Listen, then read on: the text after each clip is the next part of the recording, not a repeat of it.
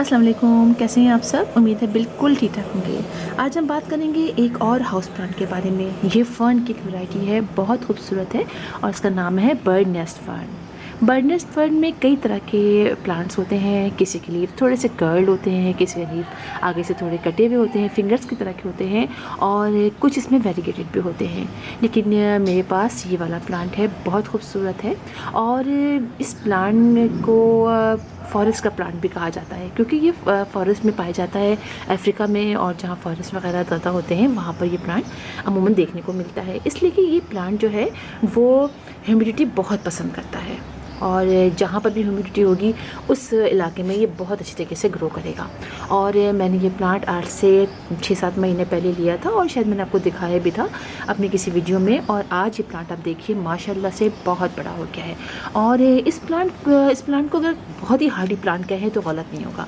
और इसका स्टाइल जो है कुछ आप देखिए नेस्ट की तरह का होता है, इसीलिए इसको बर्ड नेस्ट फ़र्न कहते हैं। इसके लीव्स बीच से निकलना शुरू होते हैं, बड़े खूबसूरत से होते हैं और ये पूरा ऐसे नेस्ट की तरह बन जाता है। इस प्लांट को सनलाइट बिल्कुल पसंद नहीं होती है। आप देखें, अब फॉरेस्ट का प्लांट मैंने कहा तो आप समझ जाइए कि फॉरेस्ट में कितनी छाँव सी होती है, कैसा माहौल होता है, ह्यूमिडिटी कितनी होती है, हवा में नमी कितनी ज़्यादा होती है।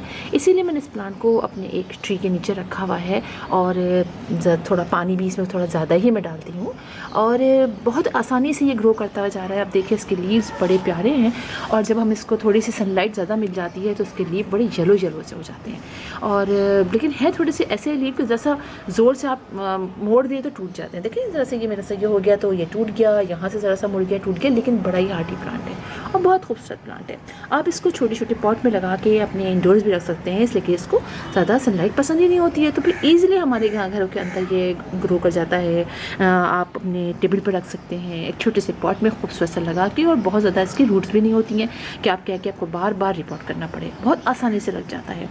और दूसरी बात ये कि चूँकि ये प्लांट को सन को पसंद ज़्यादा नहीं करता है, इसलिए आप इसको इतनी दूर विंडो से रख दें, ऐसा इसको प्रॉब्लम नहीं होती। लेकिन ये नहीं कि बिल्कुल आप डायरेक्ट एरिया में रखें जहाँ पर आपको इसमें बिल्कुल भी सनलाइट ना मिले, ठीक है। ये बात याद रखिए। और ज़्यादा केयर इसकी नहीं है और ये कि फर्टिलाइज़र भी आपको बहुत ज़्यादा देने की ज़रूरत नहीं है। साल में 2 दफ़ा आप इसको थोड़ा सा गोबर की खाद या कॉम्पोस्ट जो भी आप देना चाहें दे दें, ज़्यादा फर्टिलाइज़र की इसको ज़रूरत नहीं होती है।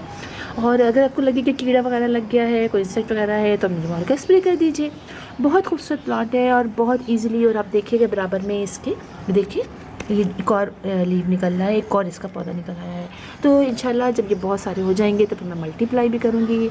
और अभी तो मैंने इसको इसी पॉट में रखा हुआ है। और इस वजह हाँ, आपने ये कब करना है, देखिए मट्टी आपने हमेशा से, मैं कहती हूँ कि मट्टी वेल ड्रेन बनाएं, तो इसकी मट्टी भी आप वेल ड्रेन बनाएंगे, इसलिए कि पानी हम थोड़ा ज़्यादा भी देंगे। और एक काम और कीजिएगा, जब भी आप पानी डालें चेक कर लीजिए, बहुत सौगी सा लगे ना, आपको लगे मट्टी गीली है तो पानी मत डालें। हल्का सा लगे कि आपने मट टच किया और आपको लगा हल्की हल्की सी भी मॉइस्ट है, तब थोड़ा सा पानी डाल दीजिए, ठीक है। इसको ड्राई साइड पे मत रखिएगा ज़्यादा, बस ये देखिएगा कि हाँ थोड़ा सा मॉइस्ट है, थोड़ा सा मॉइस्ट है और अब थोड़ी देर में सूख जाएगा तो आप थोड़ा सा पानी डाल दीजिए। बहुत खूबसूरत प्लांट है और मैंने इस पर ऐसा गौर भी नहीं किया था, मैंने तो उसको लगाया और ट्री के नीचे रख दिया, इसलिए कि पहले मैंने इधर उधर रखा तो मुझे लगा कि ऐसा ना हो ये ख़राब हो जाए, क्योंकि इस प्लांट के बारे में मुझे बिल्कुल भी इल्म नहीं था। फिर मैं ट्री के नीचे रख दिया, आते जाते से पानी डालती रही, डरती भी थी कि ऐसा ना हो कि ज़्यादा पानी डाल दूँ ये ख़राब हो जाए, लेकिन चेक करके डालती। थोड़ा ज़्यादा भी कभी पानी चला गया, लेकिन चूँकि वेल ड्रेन सॉइल थी और नीचे से समझिए होल भी सही था, तो ये मेरे प्लांट बहुत अच्छा ग्रो किया और अब इतना अच्छा ग्रो कर रहा है। आप ये देखिए इसके लीव्स कितने अच्छे हो गए हैं, इतने बड़े बड़े हो रहे हैं और देख के बहुत अच्छा लग रहा है। और फ़न की वैरायटी तो मुझे अपनी मकीन की सारी वैरायटी समझिए मुझे बहुत पसंद है। और मैंने कुछ को इसकी दूसरी जो वैरायटीज़ होती हैं फ़न की, उनको मैंने सेपरेट के अलग अलग पॉट में भी शिफ्ट कर दिया। इंशाल्लाह वो भी मैं आपको दिखाऊंगी और इसको भी मैं शिफ्ट करूँगी कुछ अर्से बाद, जब इसका ये वाला प्लांट जब बड़ा हो जाएगा तो इंशाल्लाह आप लोग के साथ शेयर भी करूँगी।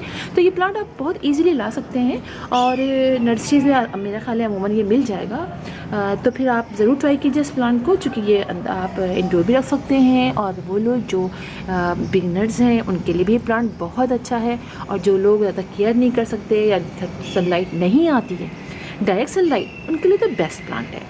तो फिर इंशाल्लाह आप लोगों से मुलाकात होगी किसी और वीडियो में किसी और टॉपिक के साथ। तब तक के लिए अल्लाह हाफिज़।